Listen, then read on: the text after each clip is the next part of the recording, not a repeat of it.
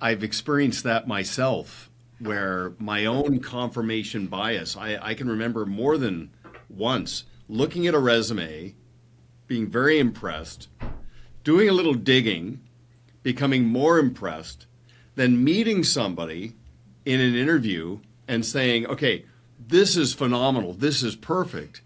And then other team members go through the process, and there was a temptation for me to mandate, yeah, this is the person.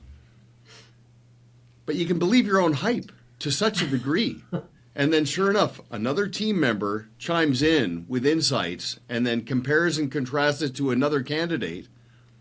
And then sure enough, that was a better fit. And I think sure, as a leader, if I'm mandating, insisting, and undermining the input of others, that has another unintended consequence.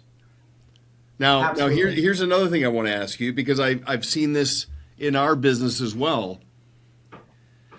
There's a chicken and egg around hiring.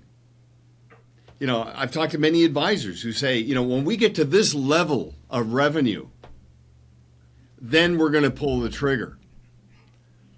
And it's this cause and effect, build it and they will come, interesting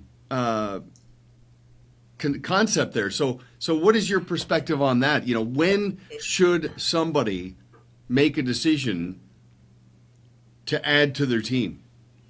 Yeah, the answer probably most likely is now, but it's a matter of recognizing it though, right? When is, if I want to, how do I want to scale up, right? How do I want to build?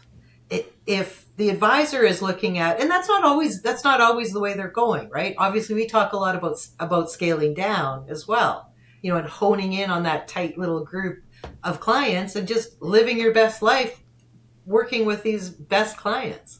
That's fabulous. However, if they want to get to, if they want to grow and grow the team and they see themselves more as a CEO, right, then that's a different, obviously a different type of scaling.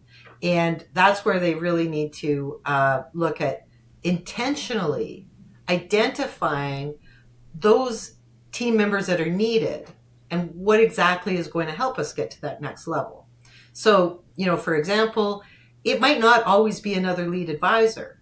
And sometimes often I'll hear that people want to replicate themselves and, build out get another lead advisor. Well, realistically, that might not be what's needed. So we have to do a lot of insight examination of the roles, the existing roles. Also, what are some of the unused skills in our existing team?